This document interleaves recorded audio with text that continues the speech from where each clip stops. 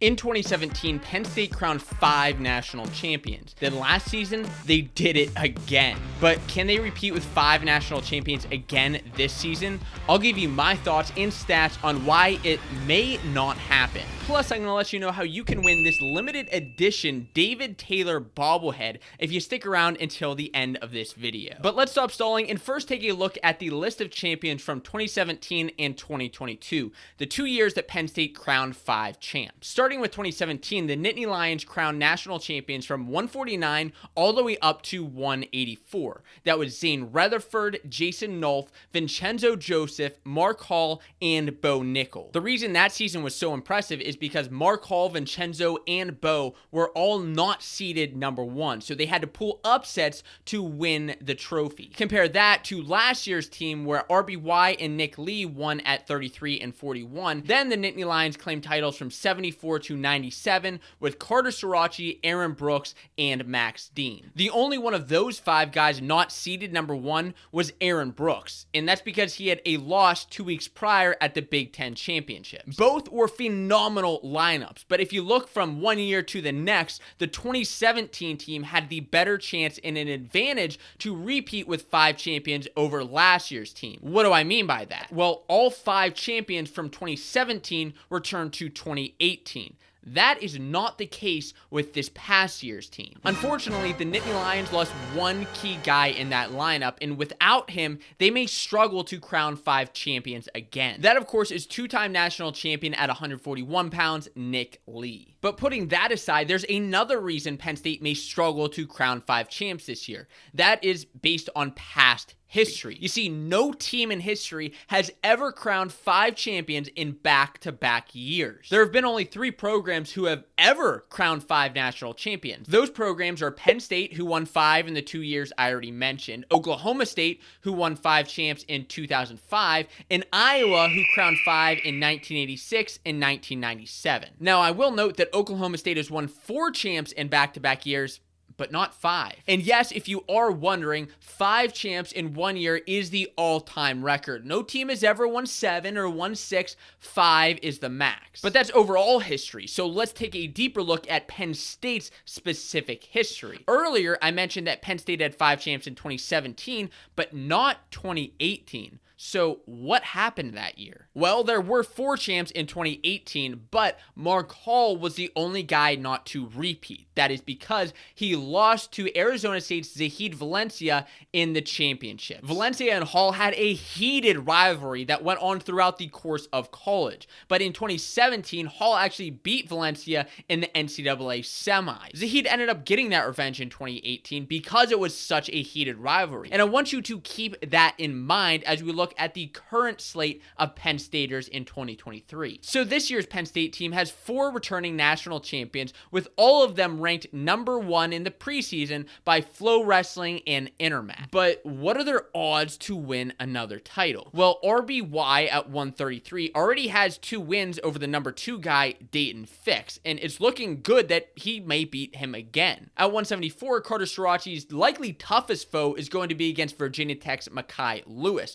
Though he beat him last year in the finals, it was in overtime, and Mekhi is coming hard for him this year. Next at 184 is the guy who I think has the best odds out of everybody to repeat. That's Aaron Brooks, who already has wins over number 2 and number 3, Parker Keckeisen of UNI and Trent Hidley of NC State. Out of those 2, I think Hidley is the best chance of upsetting Brooks, but man, Brooks seems like he's just on another level. Then, of course, at 197 is Max Dean, but the scary part for him is the number 2 guy is Jacob Warner. Yes, he beat him last year, but he's also an Iowa Hawkeye, and we all know how tough that rivalry is between Penn State and Iowa. In fact, I'm already looking to that dual meet on January 27th, which is why I put together an early weight-by-weight preview. I'm going to tell you how you can watch that. Just stick around to the end of the video. But first, let's get back to the odds for all 4 of those guys to repeat this year. I'd probably put the odds at 60%. Penn State always impresses on the national stage, but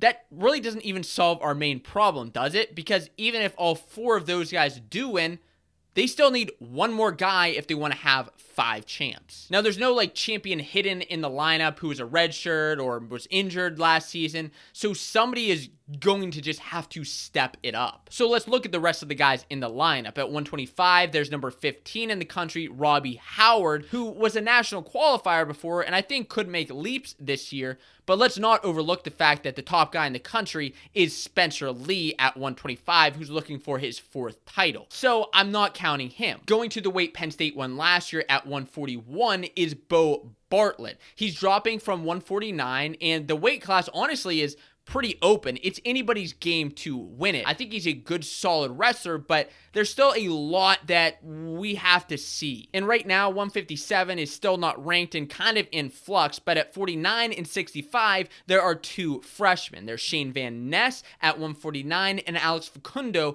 at 165. And both of these guys had incredible high school careers, and even Facundo had a solid redshirt year. They may be the next freshman phenoms, similar to how Vincenzo Joseph and Mark Hall came out and had phenomenal freshman seasons. But the one thing going against each of these guys is the weight classes they're in. You see at 149 for Van Ness, he's got Cornell's Yanni Diak-Mahalis as the top guy. So even if he does somehow make the national finals, I find it hard that he's going to beat the guy going for his 4th title. And Facundo at 165, he's in the most stacked weight class in the entire country. It's just going to be tough to win that weight. And maybe they do All-American as freshmen, but again, it's just a little bit too early to tell. But there is still one guy that we cannot forget about. That, of course, is the heavyweight Greg Kirkfleet, who's a top 5 guy in the country right now. In fact, in the preseason, he's ranked number 2. Last season, he finally beat Michigan's Mason Parris, which was a solid win over a national finalist. The one thing going against him is he still has yet to beat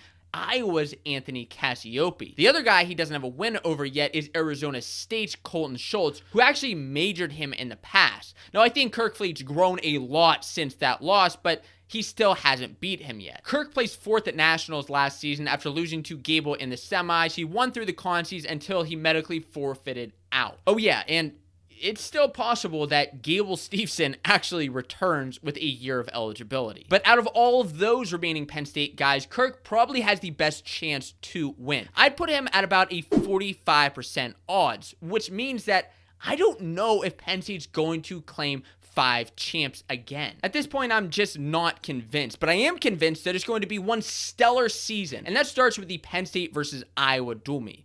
Like I said, I did a full dual meet preview video that you can check out at the link here or in the description below. And anybody who watches that video and signs up with their email to do it will be entered to win this limited edition David Taylor bobblehead by October 13th.